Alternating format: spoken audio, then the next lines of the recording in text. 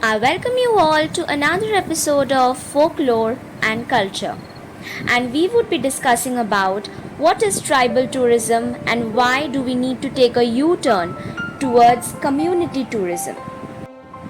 Tribal tourism needs to stop, and here are the reasons why. The first reason being the stereotypical representations. The biggest question that cohers the existential crisis faced by the tribals who are already struggling with their identity. The constant questions and statements like who are tribals? How do they look like? Are you a tribal? You don't look like one. These are some questions and statements that tribals in India have to face sometimes on a daily basis. Today, when entire world is looking forward and searching for their own identity, stereotyping is the biggest setback for a community which is trying to establish its identity and creating a space for itself. Often described as dark, lean, illiterate, unclad, wearing headgear associated with cannibal hunting and dancing, the stereotypical Adivasi representation is heavily laced with ignorance. In 2013, the Supreme Court banned tourists from taking the Andaman Trunk Road after video shot by journalists showed how policemen forcing 6 Jarwa women to dance for tourists. Another reason is the dehumanization. Rampant human safaris were taking place in Andaman and Nicobar Islands, taking tourists through the tribal reserve. This was almost like a safari ride amidst dense tropical forest, looking to spot the tribals, like they do for the wild animals. Tourists threw bananas and biscuits to the tribe at the roadside as they would do to the animals in a safari park. Despite frequent patrolling by the Coast Guard, people kept attempting to see the North Sentinelese, often by bribing local fishermen. Another reason is the dangerous prospects for tribals biologically. The risk of a deadly epidemic flu, measles, or other outside diseases is very real and increases with every contact.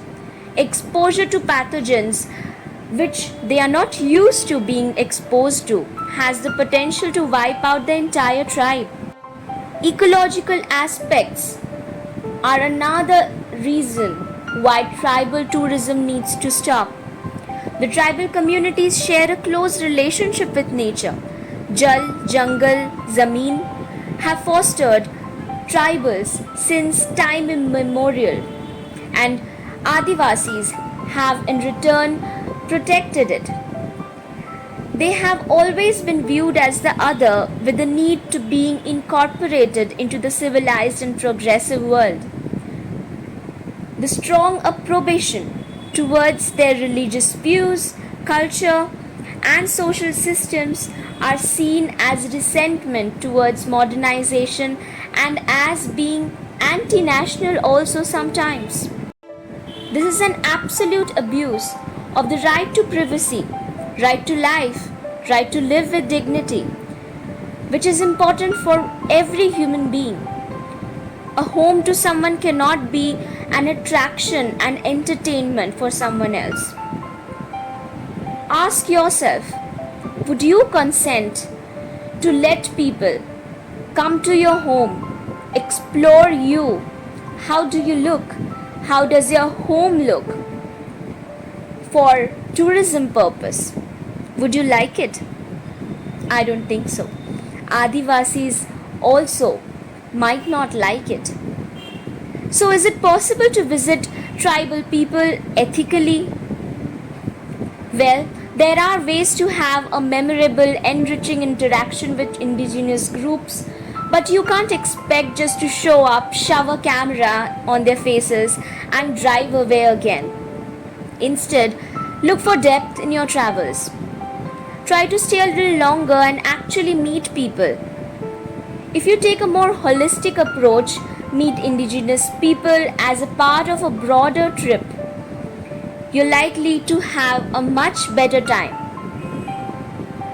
This would probably be called community-based tourism rather than tribal tourism. This is also growing in popularity in the recent times. So, there are a few questions before you start to plan for a community-based tour. The first question which you need to ask yourself, what do I want to get out of this? To just see people or to meet them? To take something from them or to just share something with them? What kind of language is the tour operator using? Is something to look for.